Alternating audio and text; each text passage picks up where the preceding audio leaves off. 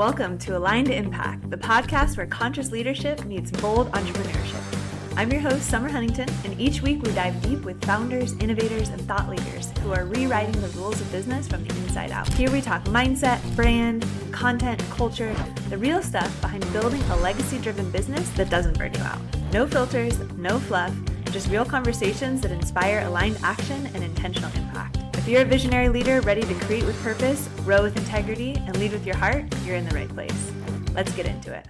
We are really looking towards shortening treatment for clients. So making sure that we decrease their symptoms and that they're able to function in a healthy way independently quicker.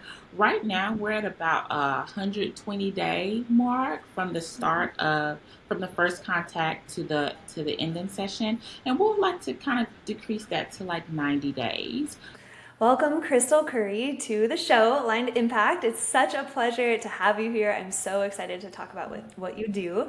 So Crystal is the CEO at Compass Life Skills, which is a completely telehealth facility where they are doing counseling, all sorts of different services. She's based out of North Carolina. Crystal, I'm going to have you just introduce yourself and tell us a little bit of a story about how you got into this field and your passion. Yeah, well, thank you for inviting me, Summer. I am Crystal Currie. I'm a licensed clinical mental health clinician in North Carolina. My what I love to do is deal with adults who have experienced childhood trauma, parental rejection, unhealthy or unique family dynamics. And how I got into this was very, very interesting. My parents were 13 and 14 when they gave birth to me. And, they were babies trying to raise a baby. And so when I became an adult, I recognized some things I experienced I probably shouldn't have, and some things that I've seen probably shouldn't have. And then I was so anxious to find a therapist, and I had people in my life that were saying, hey, you probably should go, you need to go. And so I had got up the strength to go to therapy, made my appointment, I went, and my therapist was a no-show. And I was so devastated. I was like, I'm never doing this again. I'm never going to try again. I didn't go back for another year. But then when I went back, I was connected with the best therapist in the whole wide world. And so it really put into perspective how much impact therapists have. And I said, I want to be that for people who have experienced what I've experienced too. And so from that, Compass Life Skills evolved, and other things that I've been a part in sprouted from that. So, yeah, it started off really rough, but it has bloomed into a wonderful flower. That is such a powerful story, and good on you for continuing to walk it out and seek out therapy. I was very resistant myself to therapy for the longest time. It took me till age 35 to finally hire a therapist, similar, family trauma stuff that I didn't want to face. But yeah, really glad I ended up going, and it sounds like you found your career path out of it. So amazing. So tell me a little bit about your role at Compass Life Skills and how it fits into the bigger picture of mental health care in the digital age. Yeah, so I'm the CEO, but I also operate as the clinical director. We have admin support staff, and we have contract therapists. But as a clinical director, I really oversee and referrals and who's a good fit and what clients should be connected with what therapist.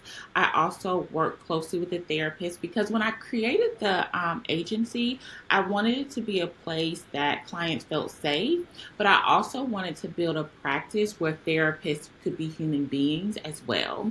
And so connecting with my therapist and checking in with them is really important to me. And so our whole structure at Compass benefits the client, but it also benefits the therapist as well. So they create their own schedules. If they have life situations where they're just not able to be effective or they need to take time off, they're able to do so, no questions asked. And the other support staff and contract therapists will support the clients as necessary. So day to day, I'm dealing with referrals, working on insurance and billing, checking in with the contract therapist to see how they're doing. If we need to do any supervision or consultation with a client or a case study, we'll do that as well. And then I carry a small caseload as well. Sounds like you're definitely wearing the CEO hat for sure. What's your caseload right now? I have about 5 to 7 weekly. I in the fall it was more like 15. But now it feels good outside. It's pretty outside. People feel good. They want to be out, and so it's kind of decreasing. That's okay. Okay. So, what made you want to go strictly telehealth? Because there's definitely a lot of folks out there that want to have the in-person. So, it's really unique with Compass Life Skills that you're completely virtual. Tell us a little bit about that decision and also how that looks for your clients. It's it amazing story. If you don't know, I just love stories. So it Tell us. started at the end of 2019, and actually my practice started with me going. It was just me with me going into people's homes because I'm really big on making mental health accessible and affordable. So I was actually going into people's homes, and I did that for about 5 months, and then the pandemic happened. And so it shifted all to telehealth, and it has kind of like boomed ever since. And so a lot of our clients are very busy.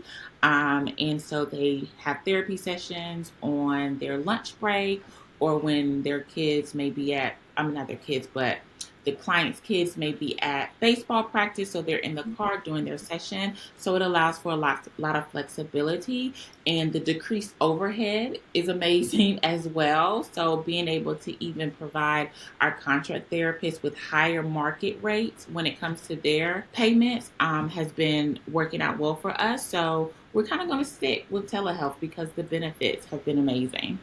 Love it. Yeah, I've had a similar, I ran a brick and mortar though for about 6 or 7 years, downsized to like 90% of my clients are virtual and they love it because it's like they can just pop on the laptop or pop on the call Right, anytime. And it's right, still the same. Like we're meeting right now on the podcast and I would have to fly all the way to North Carolina to be able to meet you. right, So right, right. embracing the digital age is definitely where we're at. Yes, So embracing it. I want to invite you to just share a little bit about some previous work that you've done for youth and families, because I think it's just really, really valuable work that you've done. It kind of gives us a little bit more insight of really who you are. So, would you mind sharing just a little bit about your work in the juvenile detention centers and work with troubled youth? Yeah. So in college, I became really, really interested in the family unit, the family dynamic. And I really leaned towards intervention methods. And so I really wanted to work with kids because I recognize that kids are oftentimes a reflection of what they are experiencing in their day to day. And so that led me to first, straight out of college, working at the detention center. And these kids were actually charged with criminal charges, and some were preparing to go to young adult prison for 10 years. And so I provided counseling and therapeutic treatment there. And so from there I wanted to move into more community based work with juveniles. And so I worked in substance abuse treatment for juveniles, sex offender treatment for juveniles, and psychiatric care for juveniles. And it was very fulfilling, very hard work, the type of work that really just pulls at your heart, because it's kind of like these kids. This is the life that kind of they were handed, and they're trying to do the best that they can. And they're trying to cope and adjust the best way they can, and their families are doing the best they can too. And being able to work with them was very beneficial and fulfilling as well. And then I moved into working with DSS. Here is what we call it. So when kids are about to be removed from their parents' care, I try to go to the home and help support the parents so that the children can stay. So it was very fulfilling work, very, very hard work. But while I work with kids, I recognize that parents need more support than the kids. And so that is how I got into adult work after that. I love it. Everything comes full circle, and that is Yeah. really, really honorable to have spent that much time serving that community, the youth community. What are some of the major shifts you're seeing in therapy and specifically in the telehealth industry right now? Because that's kind Mm-hmm. of your domain. Yeah, so it's very interesting because a lot of people desire telehealth, um, but also ChatGPT has become a big thing as well, and AI. Even when it comes to writing notes, it's like, okay, there are software out there that can support you with AI, and as clinicians, we struggle with getting our notes done. Also, but clients are using ChatGPT to kind of better understand themselves, and they're bringing that information to therapy to process. And so that has been very interesting because for the most part, it has been very accurate. But like we tell all of our clients, ChatGPT is kind of like a high level suggestion. So whatever you get, do bring it so that we can really work through it.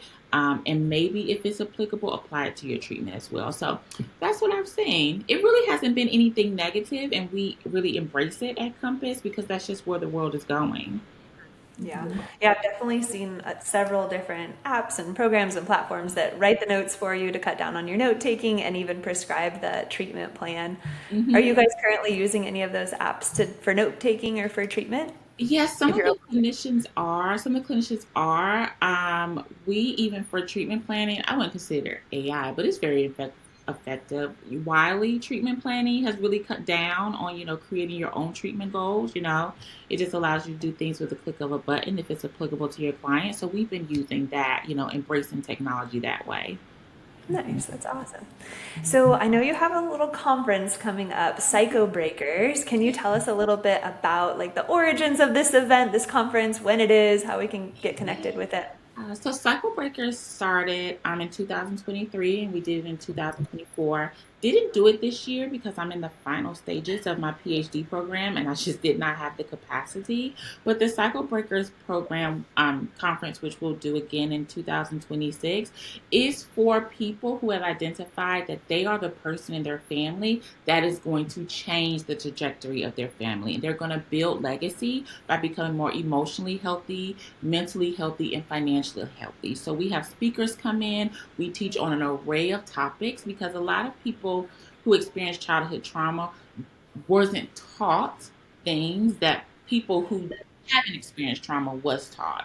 And so we're talking about how to budget, how to invest, how to have healthy relationships, how to build your marriage, how to have friendships, how to deal with rejection, people pleasing, abandonment, not advocating for yourself, those things. And so it's been so successful. Every first year we started with 100 attendees, then we moved to like 150, and so we are expecting, close to 250 when we do it in 2026. Practitioners come as well as people that are trying to break their own cycles.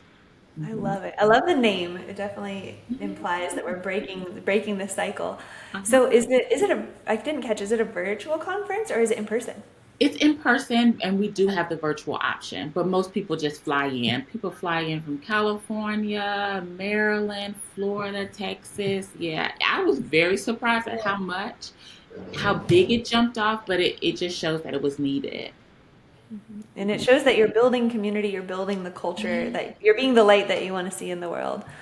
Yes, yes. From your experience over the past decade, how has the definition of therapy evolved? Yeah. So therapy back in the good old days was mostly about like sitting in a chair and talking, right?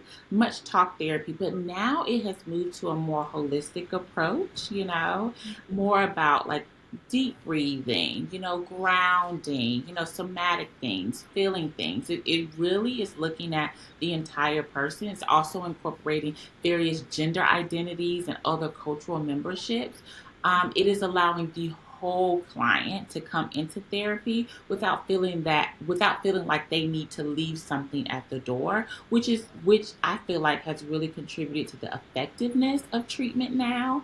Because as therapists, we are now looking at the person as a whole and not just as a symptom.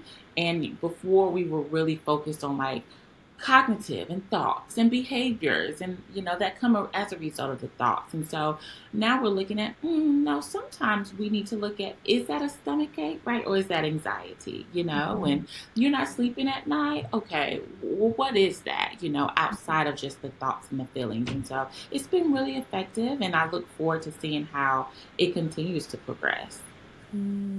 Yeah, I'm definitely seeing that quite a bit in my field as well with movement coaching, somatics. There's been a huge surge in the past like Oh 5 years of yes. understanding somatics with yoga teachers and our clients even. Everyone wants to know about nervous system regulation. It's like Yes, it is. a hot item. It is. It is. So what you were speaking on is like kind of more of the somebody I recently interviewed on on the pod was talking about the top down approach is kind of the old way, and now we're going more towards the bottom up Mm-hmm. approach. Mm-hmm. Mm-hmm. Yes.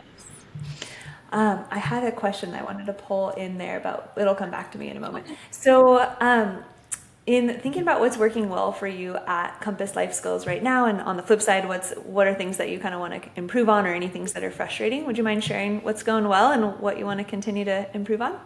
Yeah. At Compass, I think what's really working well is we have a culture of seeing people as humans, not just even for therapists. Like you're a therapist, but you're a human. Clients, you are a client, you have a diagnosis, but you're also human. And so, in that humanness, it allows us to allow clients and therapists to be very flexible, so not being so stringent on, late cancellation policies or, therapists not being able to come because, they have their own child that's sick at home, allowing just life to happen and not feeling like you have to stay committed to this one thing that's a part of your life when you have 12 other things going on. I feel like that's really working for us. And we get that feedback a lot from our clients and from our clinicians, that we're very flexible, even with payment, because insurances, don't pay a lot, and a lot of that kickback goes to our clients, and being flexible with even payment plans and payment arrangements. And even if it takes you 4 months to pay $50, that's fine if it keeps you in treatment. Nice, amazing. And are there any things that are frustrating with how things are going? I know insurance always Oh, seems to be the thing. oh, absolutely. I think as I've talked to other clinicians, like insurance reimbursement is very frustrating.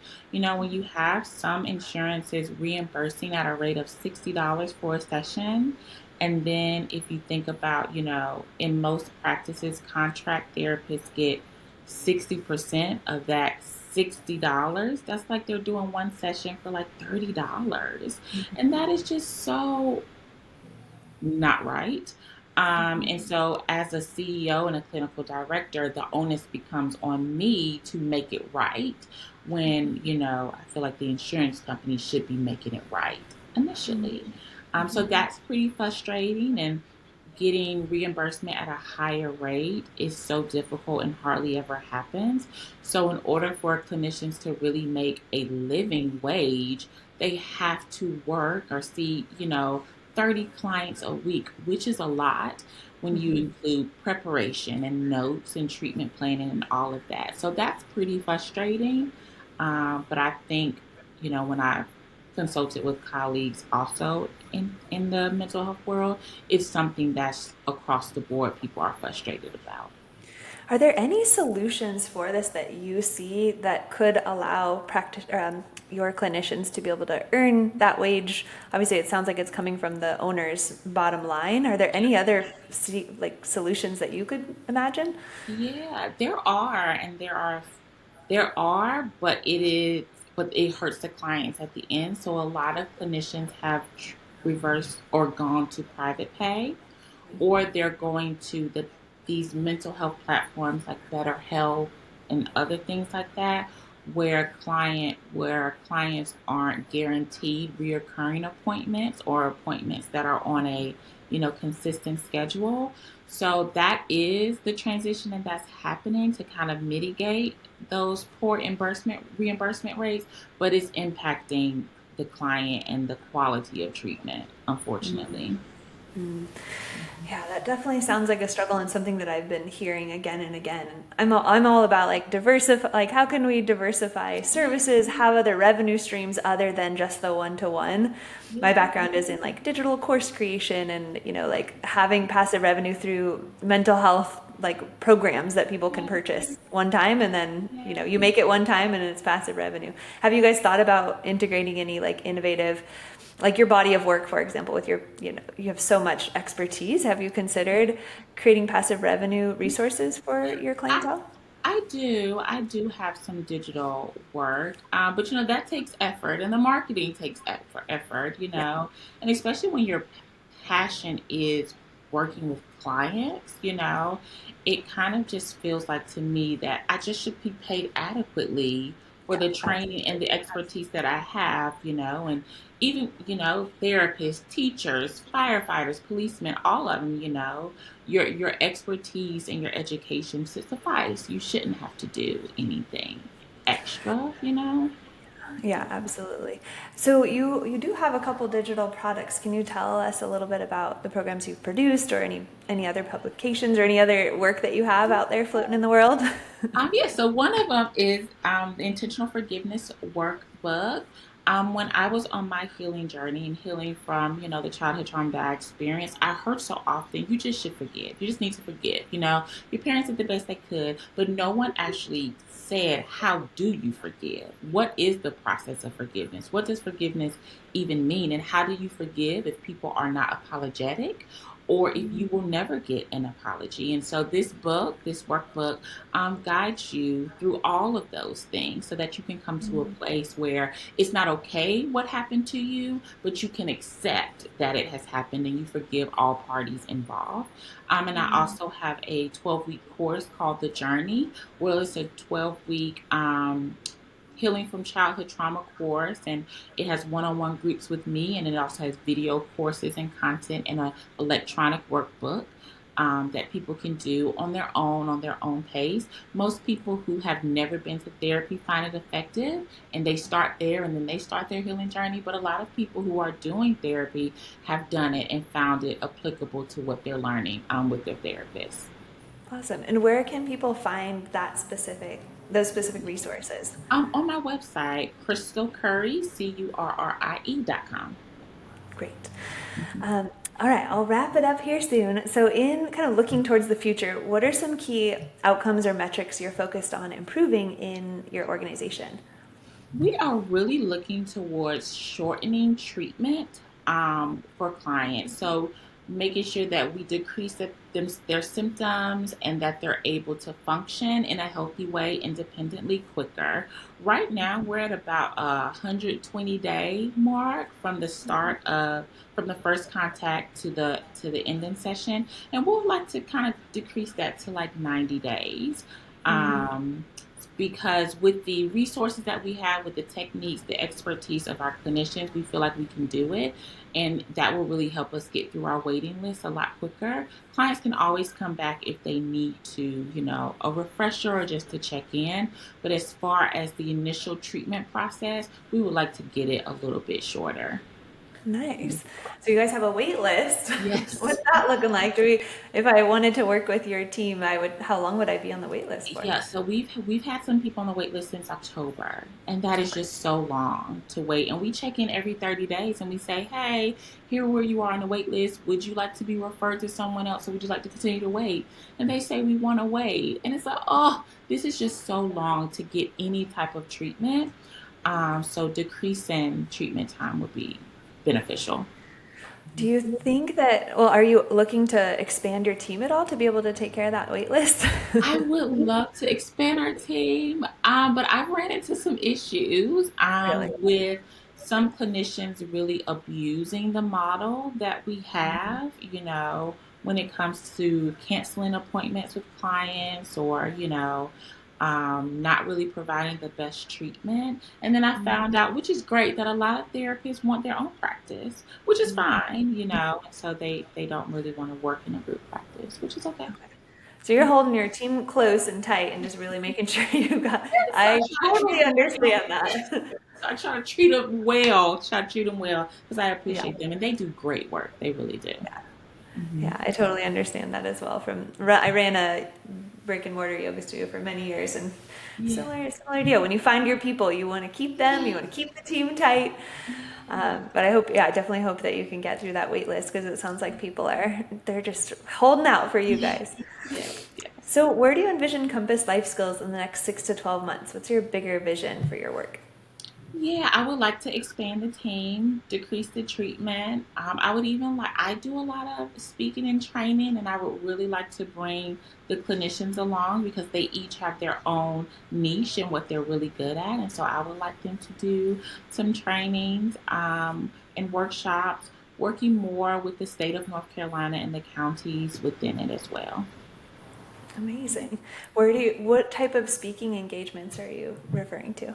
Yeah, so it varies. So I work with a school who accepts non-traditional students, so students who have behaviors that don't allow them to visit traditional schools. I help them create and implement trauma-informed practices for their staff.